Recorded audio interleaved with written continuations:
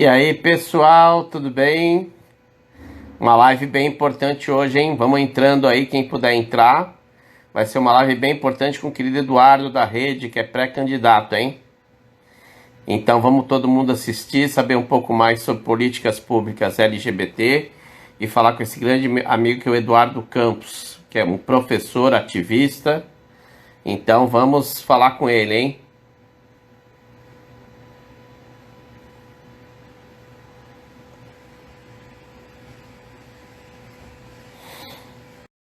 Vamos conversar, hein? Só aguardar o Eduardo entrar e podem fazer perguntas, pode bater um papo, que vai ser bem legal. Eu vou falar bastante coisa sobre as políticas públicas LGBT. E aí, Eduardo, tudo Tudo bem? bom, André Pomba? Obrigado aí Tudo pelo jóia. espaço.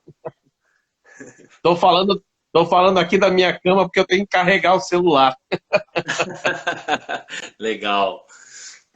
Dá até Então, eu... vergonha, né? Você com uma puta biblioteca atrás, professor, e eu na minha cama florida, né? essa aqui é a minha sala de trabalho, então eu sempre acabo ficando por aqui mesmo. Legal, legal. Vamos fazer assim, vamos cada um se apresentar um pouquinho, depois a gente começa o nosso papo aí. Quer Uhum, que eu claro. comece? Pode Então ser. vamos lá. Eu sou André Pomba, sou músico, DJ, produtor cultural, sou ativista LGBT e também atuo agora, atualmente como coordenador do Centro de Cidadania LGBT Luana Barbosa dos Reis, da Zona Norte, que é o equipamento da Coordenação de Políticas LGBTI, Secretaria Municipal de Direitos Humanos e Cidadania e da Prefeitura de São Paulo. E aí, Eduardo? Travou, Eduardo? Bom, então vou continuar falando. Então, lembrando que o Centro... Ah, travou um pouquinho, Edu? Deu uma travada, mas voltou. Então tá Desculpa. bom. Agora quer falar um pouquinho de você aí?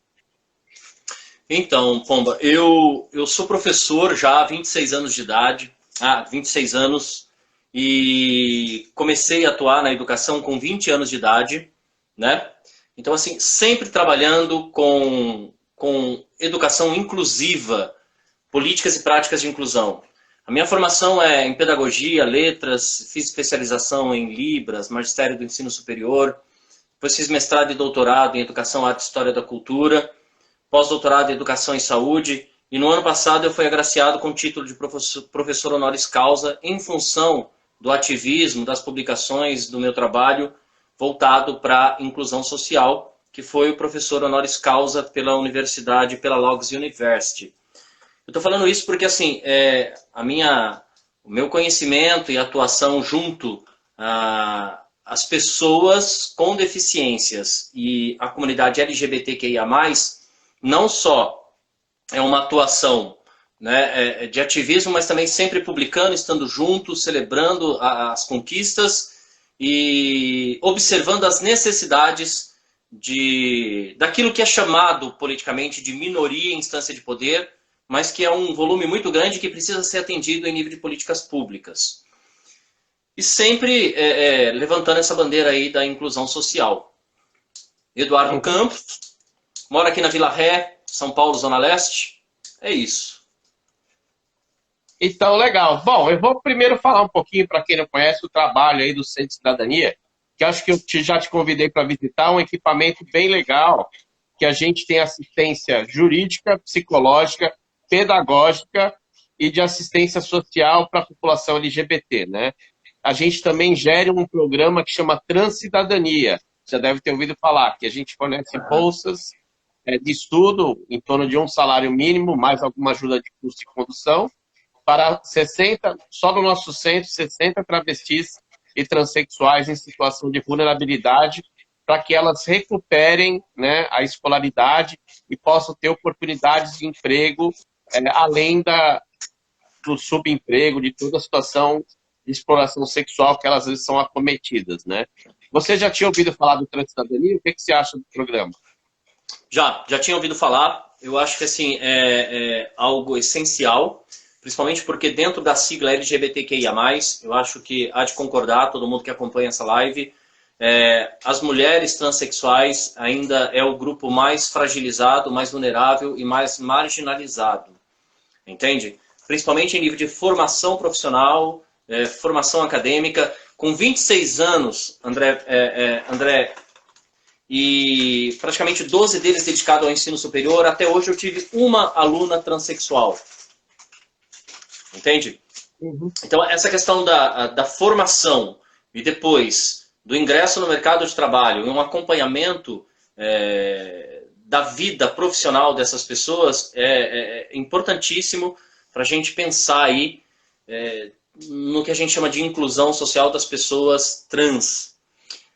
Ontem eu dialoguei com a Rochelle Rangel, que tem um projeto junto à Universidade Federal do Rio de Janeiro, mas que vale a pena ser conhecido, que é o Transgarçone, que procura capacitar mulheres trans na área da gastronomia e também encaminhá-las para o mercado de trabalho. Ela, inclusive, participou e escreveu o capítulo de um livro chamado Cozinhando Sonhos, onde somente autoras foram convidadas e ela representando a mulher trans com o seu capítulo de livro. Então, eu acho que são iniciativas, inclusive, que trazem não só a empregabilidade e tal, mas também a mulher trans para dentro do meio acadêmico, tendo voz, né, por meio de capítulo de livro que dá a qualidade de produção científica, né? Então, eu acho que isso é importante também que seja feito, que essas pessoas tenham o lugar de fala dentro de um espaço que também é preconceituoso e tão reservado. Certo. Eu vi aqui também, tá o Eduardo Barbosa, que é do CRD, que é o Centro de Referência da Diversidade, que é o equipamento da Secretaria Municipal de Assistência Social, né, da SMADES, né? E é um equipamento que mexe com a população LGBT em geral em situação de vulnerabilidade. Tem feito um grande trabalho no centro da cidade de São Paulo. Seria muito importante também você conhecer esse espaço, que eles atuam mais na área de assistência, né? A gente é mais na área de direitos humanos e cidadania, né? Mas é um trabalho muito importante que precisa ser preservado também em termos de políticas públicas, né? Certo. Você já foi lá no CRD ou não? Ou já tinha ouvido não fui. falar? Não, já tinha ouvido falar, mas não fui. E penso também, né? Se a gente pensar na população LGBTQIA+, que vive em situação de rua, não existe um censo, um levantamento para saber quantas pessoas vivem em situação de rua quando elas se encaixam, quando elas se autodeclaram LGBTQIA+. O que existe aí mais uma vez a gente vai falar sobre a população trans, principalmente da mulher trans, que dentro desse grupo, quando se encontra em situação de rua, ele se torna mais vulnerável ainda, inclusive muitas vezes entregue à prostituição e etc, etc, etc. Vulnerável em todos os sentidos, inclusive a violência física e simbólica constante. Mas não existe um levantamento da prefeitura de quantos moradores LGBTQIA+, vivem em situação de rua. Não me corrija se eu estiver errado. Eu acho que isso seria fundamental também para que se tenha políticas públicas voltadas para esse grupo social que se torna mais vulnerável ainda, né, a tantos tipos de violência. Estão fazendo agora, talvez já tenha ouvido falar, o censo trans, né? Que vai tentar mapear um pouco essa população trans. Inclusive, é legal citar que é uma emenda do vereador Eduardo Suplicy, né? Que está fazendo, né, esse censo, né? Só que eu acho que, às vezes, o censo não vai atingir, talvez, a população LGBT que está na rua. Eu trabalhei 2 anos na Secretaria da Cultura do Estado, em frente à Cracolândia. A quantidade de transexual que você vê em situação extrema de vulnerabilidade, perdida pelo crack, é incrível. Eu, nas primeiras vezes que eu fui lá, eu peguei panfletinho, quando tinha o Luiz Carlos Ruas, que era o centro de cidadania aqui do centro da cidade, ia lá, levava para as meninas, tentava falar, né, para elas, olha, tenta sair dessa, tá aqui e tal, né? Tentei 2, 3 vezes, quando elas me viram, elas passaram a fugir de mim. Então eu percebi que, na realidade, esse tipo de abordagem que eu fazia não era profissional. Então, quer dizer, existe uma dificuldade que a gente tem que entender, a sensibilização que você tem que ter para chegar nessas pessoas. Às vezes a boa intenção é intenção legal, mas precisa realmente estar próximo dessa população para a gente conseguir resgatar, né? E eu não falo só de, às vezes, levar cobertor ou levar comida, entendeu? Então, é uma coisa que a gente tem que tentar ter um plano, e é o que exorto muito quando eu falo em termos de políticas públicas, para que a gente possa resgatar essas pessoas em situação de vulnerabilidade extrema, que acho que é uma preocupação de todos nós, somos militantes LGBT, né? e acho que deve também ter uma sensibilização em você como pré-candidato, entre as suas propostas, essas pessoas em situação de extrema vulnerabilidade, entendeu? Uhum. André, eu tenho procurado dialogar com pessoas, assim, porque essa proposta da live também, ela tem sido um livro aberto. A gente aprende muito quando se coloca no lugar do outro. E a intenção é exatamente entender como as pessoas que desenvolvem tantos trabalhos sociais junto à população LGBTQIA+, ou as pessoas com deficiências que também pertencem ao grupo LGBTQIA+, têm pensado essas questões. Então eu conversei com o padre Júlio Lancelotti, né, que trabalha junto à Pastoral de Rua, dialoguei com ele, entendi uma série de aspectos, e uma das coisas que ele me disse, que mais me chamou a atenção foi: as pessoas que moram em situação de rua, elas são observadas constantemente pela população, elas são observadas pela polícia, mas elas também observam. Elas observam todo o seu entorno.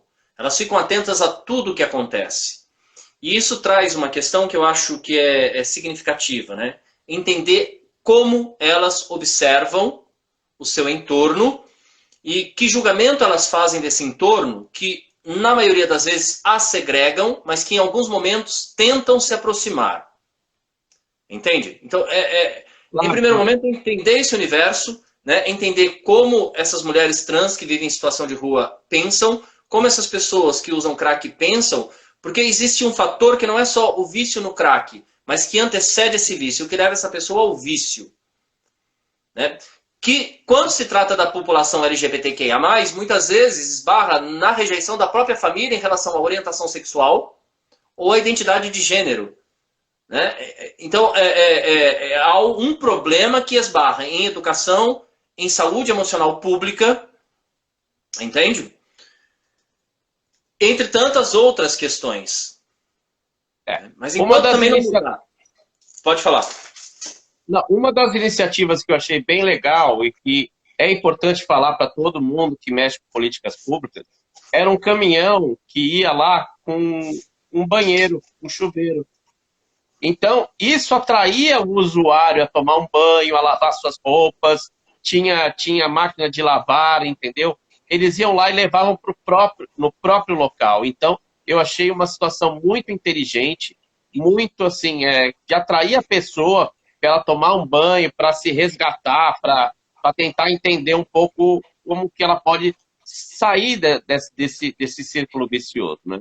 Porque, por exemplo, eu vejo muita gente, eu vou falar um negócio que pode ser polêmico, mas uma vez eu falando com uma menina que estava lá na Cracolândia, né? Ela falando assim, já passou 5 pessoas aqui com comida, né?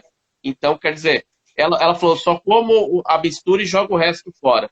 Então, às vezes também não existe um diálogo entre as pessoas que distribuem comida, às vezes vão lá sempre no mesmo lugar, não tem um diálogo, gente, eu vou estar fazendo agora a distribuição no Aroche, vai em outro lugar. Então, quer dizer, também essa situação de distribuição de comida, às vezes as demandas são maiores do que a gente pode imaginar. Às vezes é uma roupa lavada, é um outro tipo de situação que pode ajudar as pessoas também, entendeu? Eu penso que as pessoas que trabalham principalmente pessoas engajadas em alguma religião, seja ela católica, evangélica, espiritualista, espírita, de fato, quando se pensa em moradores em situação de rua, se pensa na questão da fome, né? Na maioria das vezes. Quando é inverno, no frio. Mas existe tantas outras questões, como essa colocada para você, que é a higiene pessoal, muitas vezes o auxílio, o diálogo, o convívio, a conversa. Né? Na conversa com o padre Júlio Lancelotti, ficou muito claro que muitas vezes as pessoas elas carecem de um carinho, de um afeto, de uma atenção. Né? Então, o fato, às vezes, de eu parar um carro, deixar uma marmita, já é um grande ato, é um ato de caridade também, mas muitas vezes não supre aquilo que o outro mais precisa, porque é um silêncio institucionalizado. Então, essas pessoas vivem num silêncio constante, sem ter alguém para ouvi-las, sem ter alguém para dialogar e entender o universo delas. E isso, às vezes, é o fator principal para que uma pessoa saia dessa situação de vulnerabilidade e seja reintegrada na sociedade. Então, mesmo as ações sociais, né? Se você me permite, às vezes falta, inclusive, acompanhamento psicológico, né? Não com o intuito de julgar, mas com o intuito de entender o emocional dessas pessoas que é altamente fragilizado pelo próprio sistema. Então, durante muito tempo lá, tinha dois programas que não dialogavam. Se não me engano, tinha o Redenção da Prefeitura e o Recomeço do Estado, e eles não dialogavam, estavam a 2 quadras um do outro. Então, também as instâncias de poder não dialogam e se sobrepõem e às vezes não conseguem trabalhar direito. Eu queria só falar um negócio, que o Eduardo está citando uma coisa muito importante, que o Legislativo precisa fortalecer o Transcidadania, porque na realidade o Transcidadania, é isso que eu queria explicar para você, é um programa chamado Programa Operação Trabalho, POT. Ele é da Secretaria do Trabalho. E existe um convênio entre a Secretaria Municipal de Direitos Humanos e Cidadania e a Secretaria do Trabalho para que parte dessas bolsas, no caso 240 bolsas, vão para travestis e transexuais desse programa. Pode entrar um prefeito e um secretário e esse programa pode cair, entendeu? Então é muito importante que a gente fortaleça esses espaços como o Centro de Referência da Diversidade, o Centro de Cidadania e programas como o Transcidadania, que virem leis, assim como o próprio Conselho Municipal LGBT, que sempre é feito por decreto, sempre acaba ficando, como está agora, 2 anos parado. Então a gente precisa fortalecer essas instâncias da política pública LGBT, entendeu? André, eu penso também, sabe, além dessa questão da formação profissional e do ingresso no mercado de trabalho das mulheres trans, das travestis, eu queria tocar num outro assunto que eu sempre considerei muito frágil e que parece que a comunidade LGBTQIA+, não se deu conta ainda. Eu queria falar sobre as profissionais, né? Principalmente as drag queens, as transformistas, que ainda hoje, em pleno século XXI, não se veem representadas pelo poder público no que esbarra na sua profissionalização e nos seus direitos trabalhistas, né? Elas ainda vivem, muitas vezes, por meio de cachê, normalmente exercendo uma outra função, e eu sei que isso também é polêmico, muita gente pode não gostar de ouvir isso, mas eu sinto uma urgência para que se discuta, né, o reconhecimento profissional dessa categoria e também questões de direitos trabalhistas. Porque quando uma drag queen que se dedica a essa arte, ela adoece, vive do quê? Ela se aposenta? Não, legal. Entretanto, ela está lá sempre fazendo o grande espetáculo da noite para um grande público. E eu conversei com a Gervásia e achei muito significativo uma frase dela, né? Ela disse assim, as pessoas elas querem consumir a arte drag, mas elas muitas vezes não valorizam o artista que dá vida à arte drag. Muito bom, a Gervásia é muito boa. E eu conversei Então, com a Lola Shopping também, sensacional. Incluindo a questão das drags, tem a questão dos DJs também, né? Que também sofrem mais ou menos da mesma questão, ou seja, o profissional da noite acaba sendo muito desvalorizado, porque tem muita rotação, muito subemprego, né? E muita falta de regulamentação, né? Então, isso aí, como regulamentação da profissão é algo complicado, é uma questão de realmente o legislativo dialogar, né? Para buscar esse tipo de inserção dessas pessoas, né? Porque mesmo quem quer ingressar na arte drag, né, acaba sempre pensando como uma alternativa, acaba sendo um trabalho, mas que na verdade não chega a ser um trabalho, né? Porque você pensa, a pessoa faz isso muitas vezes por amor, por entrega, por gostar de fazer, mas na maioria das vezes elas não vivem disso. Não, eu vou te dar um exemplo pessoal meu, né? Eu, por exemplo, eu sou DJ, só que eu sempre pagava o meu carnezinho mensal. E eu montei uma produtora para mim. Deu para entender? Então, quer dizer, de alguma forma, agora o que eu vejo as drags, os DJs, é que eles não se preocupam se querem trabalhar como autônomo e pagar essa remuneração. Então, realmente foi muito bom você ter tocado nesse assunto, porque às vezes as pessoas acham que elas são eternamente jovens. e aí depois vai precisar de algum tipo de assessoria e não consegue. Então, acho que questões, às vezes, como cooperativismo, pode ser muito bem atrativo. Acho muito legal você ter levantado essa discussão, que é uma coisa que a gente pode realmente pensar muito em termos legislativos, né? Do Sim, como a sim. gente pode ajudar a regularizar essas profissões, a estimular que elas próprias tenham sua meio, sejam empreendedoras, entendeu? Então, são coisas que realmente acho que podem ser consideradas, né? Eu acho que Eu vou dar um exemplo. Eu vou dar um exemplo rapidinho para você. Eu tenho um projeto que chama Centro de Música e Inclusão para Jovens, né? A gente contrata professores, quase todos os professores de música têm a MEI, tem uma empresa, então fica muito fácil, eles trabalham para 4, 5 conservatórios, tem demanda, então acho que a gente pode estimular realmente essas coisas para as drags, para os DJs, que eles possam realmente formalizar a sua relação com o mundo de trabalho, né? Não ser somente um subemprego, né? uhum. Eu acho que isso também entra na questão da formação, né? Quer dizer, quando você fala, por exemplo, nas categorias dentro da artes cênicas, a gente pode pensar no DRT de palhaço, de produção cultural, do ator, do diretor, e ainda não se reconhece, né, em nível social, a arte drag ou DJ como entende? Como uma profissão. Quer dizer, o músico já passa por isso. Quando se é músico e DJ, ainda se tem esse preconceito de que trabalha na balada, então está curtindo a noite. Não, é um trabalho. Né? Enquanto trabalho, precisa ter representação de categoria e precisa se efetivar na sociedade com os seus direitos. Né? Então, é algo que eu tenho me preocupado bastante, tem me chamado a atenção, tenho dialogado com as pessoas, procurando ouvir quais são os interesses dela. Porque é o que você falou, André, né? Depois eu faço o quê? Eu me dediquei à felicidade de todas as pessoas na balada durante uma vida e depois eu vivo do quê? Como e onde?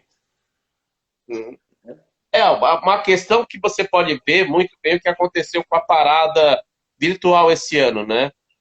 Ganharam patrocínio, fizeram uma festa, contrataram várias influencers e esqueceram das drags, esqueceram dos DJs, ou seja, pessoas que estão na batalha há muito tempo, que podiam ter ganhado um cachezinho nessa situação de pandemia, e fizeram só com influencers que já ganham dinheiro com propaganda, que já tem todo esse sistema. Então, eu gostei muito que você tocar nesse assunto, porque me é muito caro os profissionais da noite. Então, acho muito importante você tocar nesse assunto e você fortalecer isso.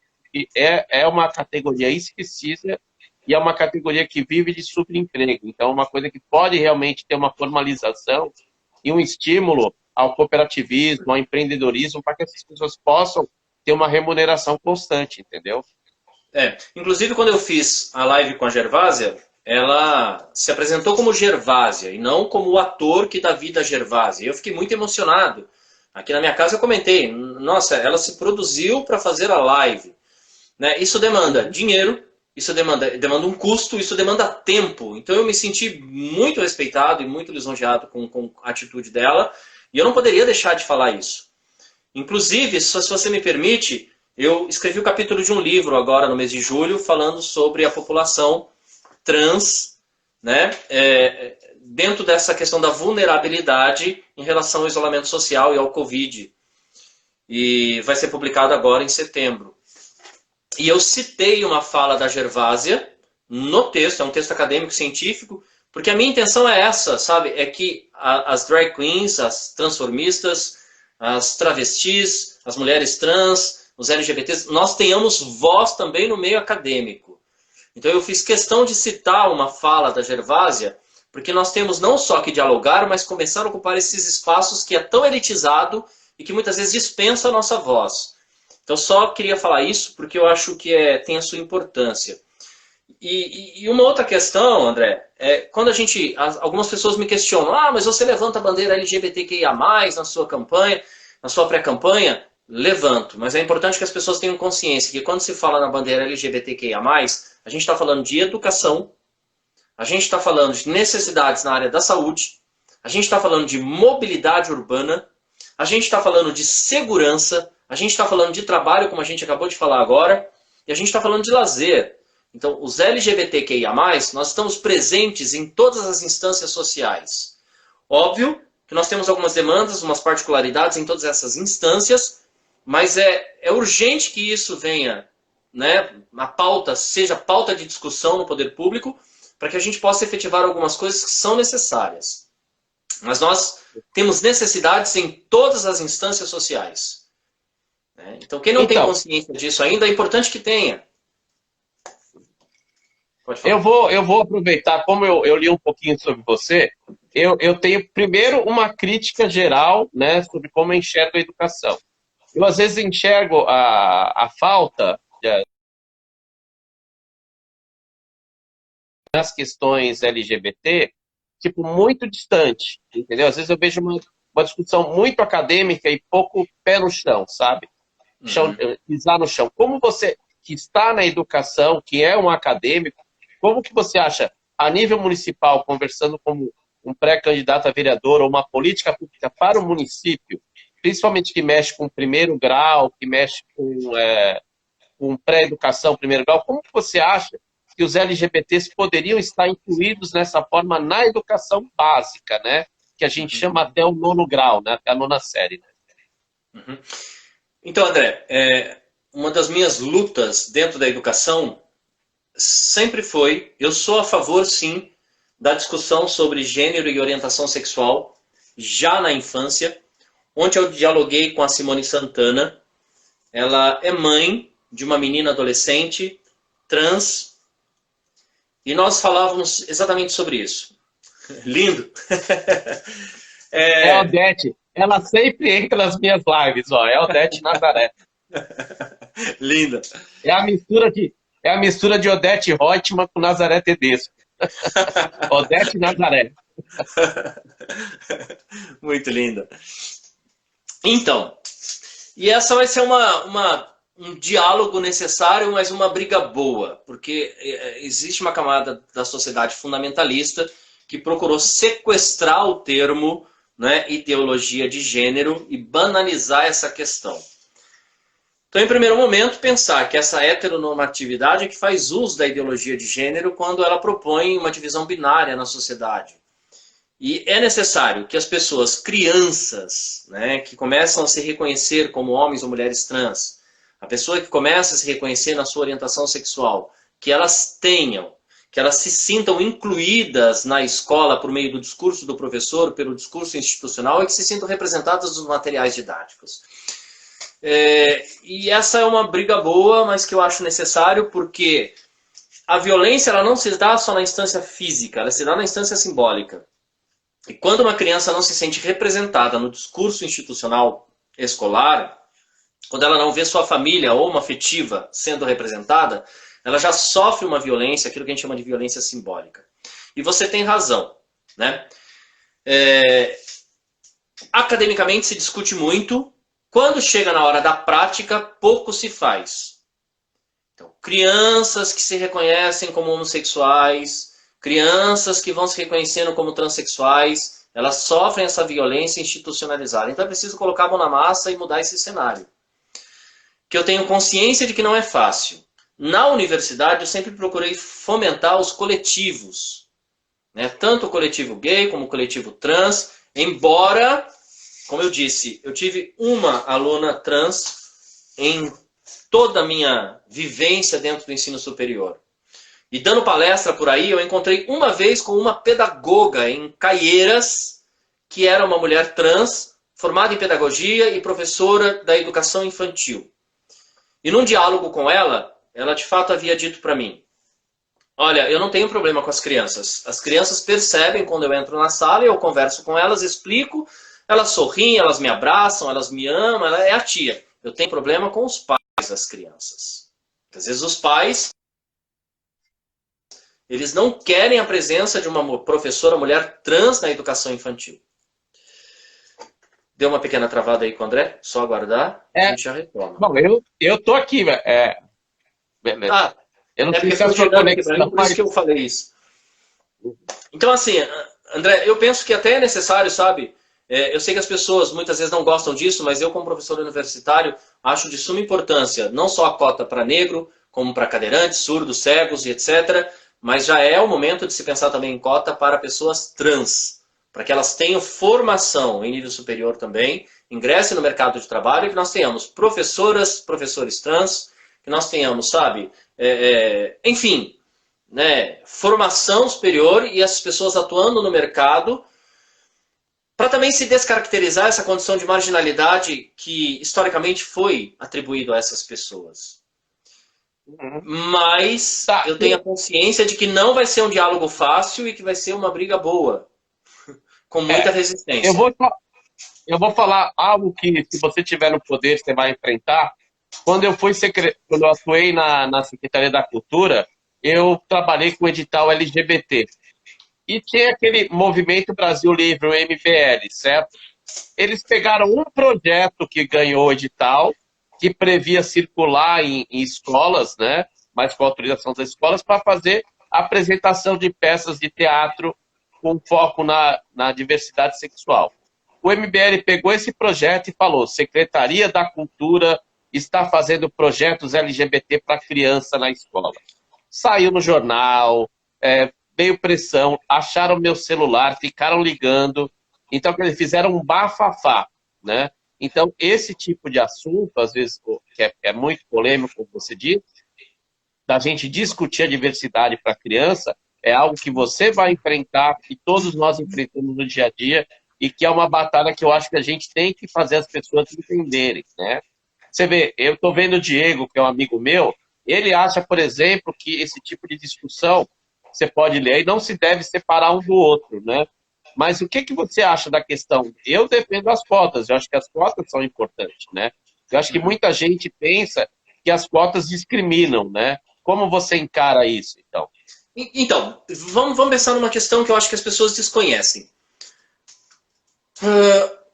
Uma das primeiras universidades federais do Brasil, embora as pessoas não saibam disso, foi fundada na região norte, se eu não me engano, foi a Universidade Federal do Amazonas. E quando as universidades começaram a ser formadas aqui no Brasil, principalmente em São Paulo, elas começaram a ser formadas, né, já no início do século XX, com dinheiro de descendentes europeus. E muita gente não sabe disso. Porque era muito caro, era custoso um descendente de europeu ir até a Europa para fazer curso de nível superior. Então era mais barato trazer a universidade aqui para o Brasil. E óbvio que, enquanto política pública na época, já se propôs um sistema de cotas bem velado, porque se houvesse uma pessoa negra, 10 pessoas negras concorrendo a uma vaga de direito, por exemplo, e 10 pessoas brancas, né, eurodescendente, concorrendo à vaga de direito, um negro ingressava e 9 brancos ingressavam. Por quê? Quem mantinha financeiramente, economicamente essas instituições eram banqueiros europeus que estavam aqui chegando no Brasil. Entende? Então, isso provocou uma diferença em nível de formação e qualificação entre a população branca e a população preta muito grande. Então, quando se fala em reparação social, a gente não está falando de intelectualidade da pessoa branca e pessoa preta e colocando em pauta quem é mais ou menos. A reparação histórica, social e moral, porque o Estado brasileiro tem uma dívida moral com o povo negro, em todas as instâncias, assim como tem uma dívida moral com o povo indígena, assim como tem uma dívida moral com as pessoas surdas, cegas, cadeirantes, porque continuam fazendo uso da nomenclatura de pessoa com deficiência e enfatizando a questão do déficit, do problema, da anomalia. Ao invés de pensar em pluralidade, singularidade humana, condição humana. Então, isso tudo acarreta uma dívida moral. Quando eu crio nomenclaturas, né, que tornam esse outro, dentro do discurso, olhado de uma forma menor, isso produz uma dívida moral. Então, só para entender. Então, veja, a reparação por meio das cotas não só é em função de algumas populações não terem tido ingresso ao ensino superior ou terem tido ingresso no ensino superior de forma tardia, mas também algo que aconteceu lá no início do século XX que não é comentado com as pessoas. Então, houve, né, um certo oferecimento, uma certa vantagem para as pessoas que eram eurodescendentes em nível de formação superior, que precisa ser reparado. Uhum. Então, eu sou Então, muito a favor do sistema de cotas, porque é uma reparação necessária, mais do que uma reparação profissional, uma reparação moral. e é engraçado que quando começaram as cotas, falaram que o nível do ensino superior ia cair, né? E foi experimentado justamente o contrário, né? Que percebeu-se que com as pessoas que estavam lá, que vieram para cotas, ajudaram o ensino a ter um upgrade, né? Por isso, quando você vê aqueles bolsonaristas falando, ai, faculdade só tem baderna, essas coisas, você vê como que o estudo acadêmico das faculdades cresceu muito no Brasil, né? Em grande parte, graças justamente a essa política de cotas e bolsas, que as pessoas possam estudar e se desenvolver, não é isso? Eu vou dar um exemplo agora, bem prático disso. A Djamila Ribeiro acabou de lançar uma coleção, né, Feminismos Plurais, no qual ela convidou alguns autores negros para escreverem sobre racismo recreativo, racismo religioso, racismo estrutural e etc, etc, etc. Primeiro, por que é importantíssimo essa obra? Por que ela é uma referência? E por que é importantíssimo que ela tenha convidado autores negros? Né? Porque é preciso se ter voz nesse universo da ciência que sempre foi excludente. Então, isso se torna uma referência porque é um outro olhar que não é mais o eurocentrado, André. Uhum. E sabe, você tem razão no que você fala, porque as produções, elas têm como referência sempre o modelo de civilização trazido pela Europa. E isso é bastante complicado. E esse discurso de que a qualidade vai cair, não é a qualidade que vai cair. O que vai desmoronar é o poder da elite eurocentrada. Eu falei, eu não falo de econômica, eu falo de uma forma de pensar. Então vamos lá. Quando eu pego um indígena, quando eu vejo um indígena numa universidade federal fazendo um curso de sociologia, ele nunca vai deixar a cultura indígena de lado em função daquilo que ele estuda dentro da sociologia. Mas o que ele produzir vai trazer o olhar do indígena. E isso desconstrói esse olhar eurocentrado. Então, quando eu tenho uma mulher trans formada em pedagogia, formada em medicina, formada em odonto, formada em direito, eu tenho o olhar da mulher trans que passou por essa vida de negligência, de preconceito, e ela traz isso na sua produção. Então, o que incomoda não é o fato de você popularizar, democratizar a vaga e a educação. O que incomoda é a alteração do olhar. Eu mesmo sempre trabalhei para pagar o meu curso e sempre batalhei por bolsa. Então, ou hora eu trabalhei e paguei, ou hora insisti e consegui bolsa de estudo. Fiz mestrado e doutorado com bolsa de estudo. E olha, filho de mãe solo, nasci no interior, professor da escola pública, depois fui para o ensino superior. Então, nada vai tirar essa minha história. Gay, assumido socialmente desde os 18 anos de idade, nada vai tirar essa minha história. Então, quando eu produzo a partir de um outro olhar. O olhar de quem andou de metrô, o olhar de quem andou de ônibus, o olhar de quem trabalhou na escola pública, o olhar de quem ficou horas e horas numa atribuição de aula e às vezes sair de lá sem aula. Entende? Uhum. Então, quando alguém Claro. da periferia chega ao ensino superior e começa a produzir, ele traz um outro olhar, que não é mais esse eurocentrado e elitista. Isso é que incomoda. Então, quer dizer, o que a gente pode deduzir é que não só as cotas, digamos, raciais ou de gênero, mas também as cotas sociais são importantes.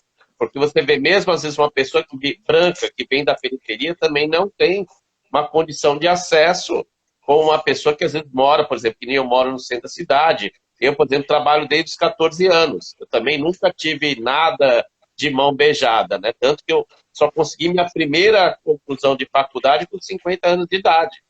Porque eu nunca tive, por causa de questões de trabalho, mas eu me formei com 50 anos em gestão pública, né?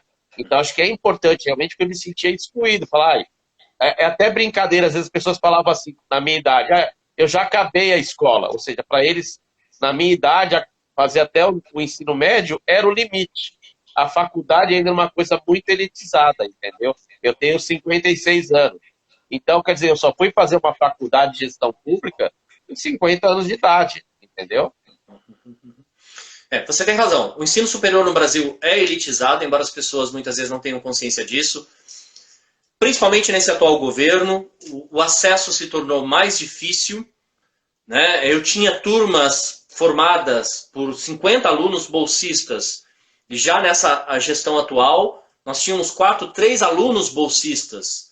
Então, a redução de bolsa de estudo foi enorme, o que prejudicou muito, porque eu sempre trabalhei, a minha maior carga era na pedagogia, na formação de professores, e eu tinha muitas alunas com mais de 40 anos, mulheres, que sempre sonharam em chegar ao ensino superior e, por meio da bolsa, tiveram acesso.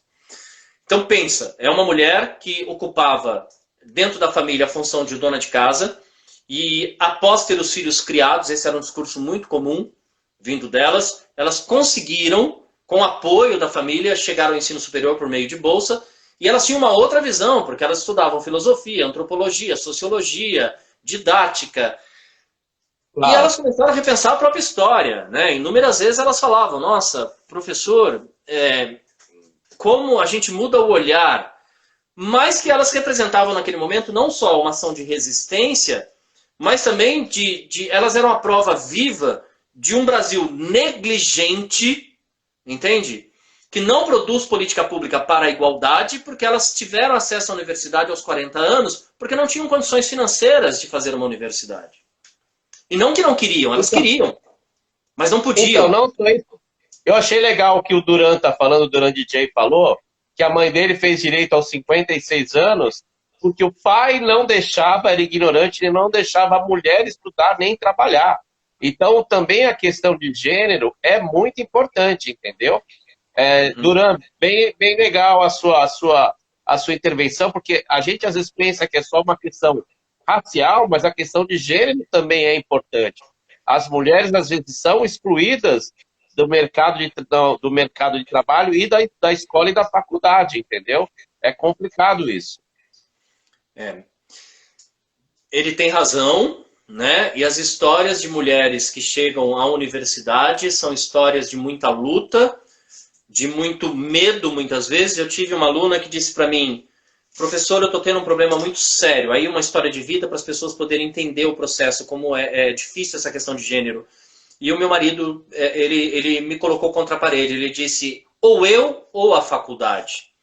E na época, óbvio, né? Como professor orientador dela e como alguém que naquele momento se colocava na posição de dar um conselho, eu falei para ela, eu acho que você precisa se manter aqui e diga para ele, eu escolhi a formação universitária e você. Então agora você escolhe, você vai querer continuar comigo ou não? Mas óbvio, André, tudo isso também esbarra numa outra questão. A gente dá esse conselho, essa pessoa ela se enche de autonomia e ela se empodera e ela chega em casa, a gente não sabe o que ela pode sofrer em casa. Muitas vezes, uma fala dessa dentro de casa pode gerar uma violência. Então, ao mesmo tempo que a gente aconselha e a gente quer que a pessoa resista, persista e consiga, a gente tem que ter consciência de que é necessário uma cautela porque a gente não sabe qual é a realidade dela dentro de casa. Eu sei que depois de uns 2 meses ela disse, olha, meu marido está entendendo agora e ele entendeu o peso do que eu falei, te agradeço, vou continuar na universidade, continuarei com ele porque ele entendeu, eu não vou deixar em função dele. Porque existe uma transformação do olhar, né? As leituras, os debates transformam o olhar. Uhum.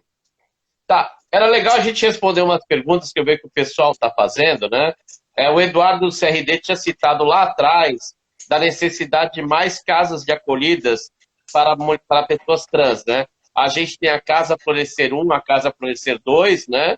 Que são no Bom Retiro e na Zona Norte, mas precisa de mais casas. Só que também você vê o caso do exemplo da Casa 1. A população também LGBT também é expulsa de casa. Então não podemos esquecer também da necessidade de casas de acolhida para mulheres lésbicas, por exemplo, né? Então é sempre muito importante também a gente lembrar que não é só a população T, mas a população LGBT, digamos, também sofre muito, né? Entendeu? Então é uma coisa que você devia colocar em pauta também, a questão de mais casas de acolhidas, né? E eu acho que não só casas de acolhimento, mas também pensar, né? Na gestão do Haddad nós tivemos uma possibilidade aí, né, de um programa de habitação para mulheres trans e mulheres travestis, mas eu acho que é preciso também pensar no financiamento, a possibilidade de financiamento por esses profissionais, né? Os DJs, as drag queens, as transformistas, que muitas vezes querem, mas como não tem comprovação de renda, muitas vezes não pode entrar num programa habitacional. Então essa é uma discussão que também precisa ser levada ao poder público e a gente tem que lutar para que isso seja uma realidade. E aí muitas vezes vivem de aluguel, né, por não ter essa possibilidade, e é preciso fomentar isso. Não sei o que você pensa, o André. Então, você citou uma briga que eu tinha quando eu era do Conselho Municipal LGBT, que as políticas públicas de habitação não levavam em consideração a família LGBT ou a pessoa LGBT. Eles só falavam assim, quem tem preferência, quem tem filhos, quem tem dois filhos, pai e mulher casada, às vezes a própria mãe solteira não conseguia, entendeu? Porque eles exigiam aquela família heteronormativa, tinha que ter o pai e a mãe e ter mais filhos, né? Então, realmente, as políticas públicas municipais ou estaduais excluíam as famílias não, digamos, heteronormativas, né? Até uma mãe solteira era excluída desse tipo de política pública habitacional, né? Então, quer dizer, é uma coisa que precisa ser muito vista. Eu vi mais uma pergunta, como que você acha que a gente pode trabalhar o mercado de trabalho para pessoas trans, entendeu? Então, quem fez foi Hélio Ramos que fez. Muito legal. Na verdade, essa é uma discussão bastante delicada por dois motivos, né? Muitas empresas, elas acolhem algumas pessoas que são mulheres ou homens trans para ter no seu quadro de empregados e poder falar que é uma empresa inclusiva. Isso gera marketing, isso gera uma visibilidade para essa empresa, assim como muitas empresas acabam oferecendo um local, um espaço de trabalho para pessoas surdas, cegas, cadeirantes, Down, com síndrome de Martin-Bell, pessoas disléxicas, né? Acabam também abarcando no seu quadro de funcionários homossexuais socialmente assumidos, sejam esses masculinizados ou efeminados, etc, etc. Muitas vezes 1, 2. Mas o fato da empregabilidade nem sempre representa, de fato, uma inclusão. Porque começa uma série de discussões dentro desses espaços que precisam ser levadas a público para que essas pessoas, no ambiente de trabalho, também sejam respeitadas e tenham seu lugar na dignidade. Porque o fato de eu empregar, o fato de eu democratizar a vaga na escola, não significa que eu promovi a inclusão dessa pessoa. A inclusão é celebrar junto, é dialogar, é respeitar a diferença da forma como eu sou ou deixo de ser. Conversei com o Del Almeida e ele disse algo que eu achei muito significativo.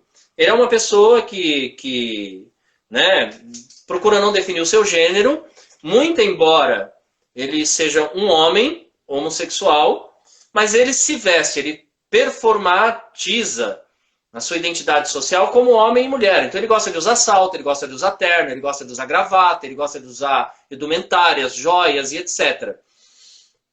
E algo muito interessante, né? Uma pessoa perguntou para ele, aliás, uma pessoa falou para ele, Del, eu prefiro você de hominho do que de mulher. E ele respondeu para a pessoa, e do meu profissional, o que você acha?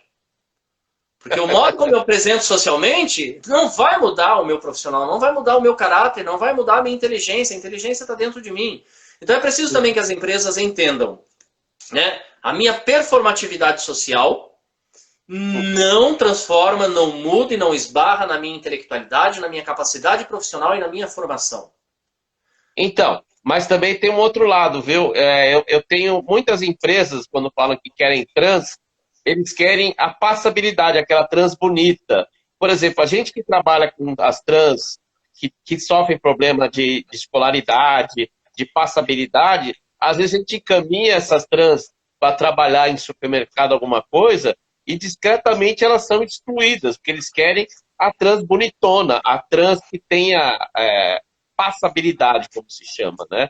Então, às vezes, essa inclusão, como você fala, é mais para mostrar, olha, nós temos uma trans trabalhando com a gente, entendeu? Sim. Claro que é Sim. importante a gente ter essa situação, ter essas empresas inclusivas, mas precisa sair da página 2, como a gente fala, né? E um pouco além, né, disso, né? Eu acho que é necessário que exista um centro de fiscalização da empregabilidade do grupo LGBTQIA+.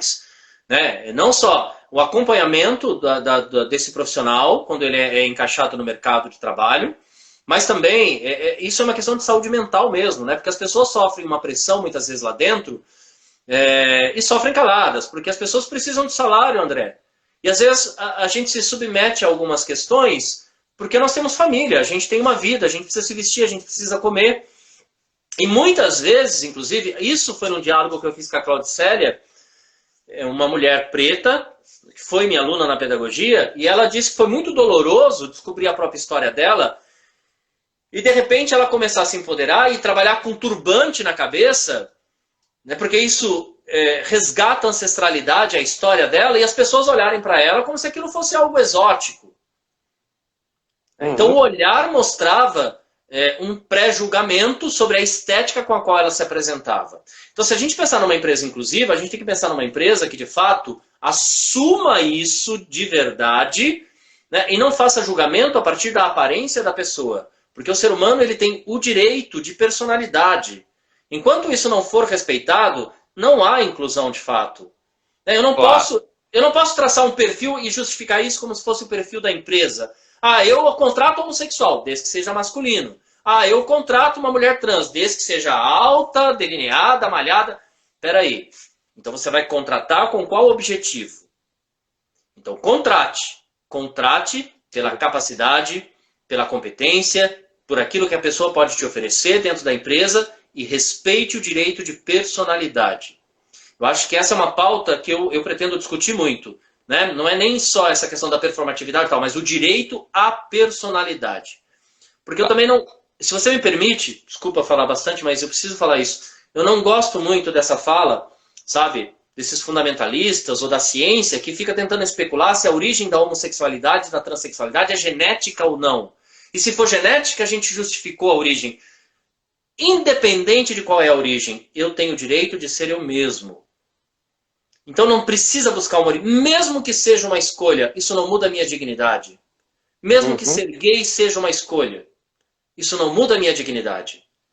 Claro. Independente como a gente brinca, né? Se for uma escolha ou se for genético, tem que ser respeitado. Claro. Se a pessoa quer ser respeitada, principalmente os fundamentalistas pela religião deles, eles fizeram uma escolha pela religião. Então, isso me dá direito de discriminar? Também não, né? Eu, por exemplo, sou ateu, mas eu não discrimino quem acredita em Deus, quem tem religião. Eu entendo que as pessoas têm essa visão, eu respeito. Simplesmente isso. Eu não acredito, mas também eu não fico impondo, obrigando as pessoas, você é idiota porque você acredita em Deus, porque você lê a Bíblia. Não, eu respeito da mesma forma que eu quero que respeitem a minha orientação sexual. Eu sou bissexual, na realidade, eu também tenho uma discriminação de lado a lado. Às vezes as pessoas acham que bissexual é um promíscuo ou mal gay, mal resolvido, né? Então, é engraçado também essa visão da bissexualidade, também temos que discutir isso, né?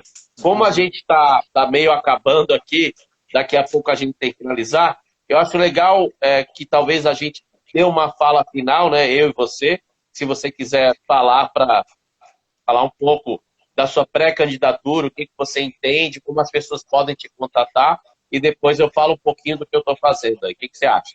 Você quer que eu fale primeiro? Tanto faz. Pode ser. Eu posso falar. Na verdade, eu quero convidar as pessoas, né, para acompanhar as lives que eu tenho feito no IGTV ou no meu site www.eduardocg.com para que elas conheçam a minha forma de pensar, a minha luta, a minha biografia, a minha forma de atuação, porque também a escolha precisa ser feita de uma forma bastante consciente a partir daquilo que a pessoa produziu durante uma vida e não só agora de forma eleitoreira, né? E sou pré-candidato a vereador pela Rede de Sustentabilidade, levantando duas bandeiras que eu acho muito significativas, que é a população LGBTQIA+, sou gay, socialmente assumido, e as pessoas com deficiências. Então, é isso, André. Obrigado aí pela oportunidade. Então, é uma coisa que acho que muita gente pode ver. Você vê, eu sou do Partido Verde, mas a gente está unido, ele, o Eduardo, pessoas de outros partidos, a gente está juntando os núcleos LGBTs de vários partidos para a gente se fortalecer. e independente de ser eleito ou não, a gente tem uma força política para a gente participar. Eu sou André Pomba, sou músico, DJ e produtor cultural e atualmente sou coordenador do Centro de Cidadania LGBT da Zona Norte. Então, você que é da população LGBT, pode procurar Centro de Cidadania LGBT, facinho de achar no Facebook, que vai ter assessoria jurídica, pedagógica, psicológica e assistência social. Então é isso. Então, Edu. André, ó, beijo no seu coração, sinta-se abraçado para todo mundo. Aí. Um beijo. Então, obrigado. Vou salvar aqui, pessoal. Depois vocês podem ter acesso ao diálogo, todo o nosso papo, tá bom? Beijão, até mais. Tchau, tchau. Tchau, tchau.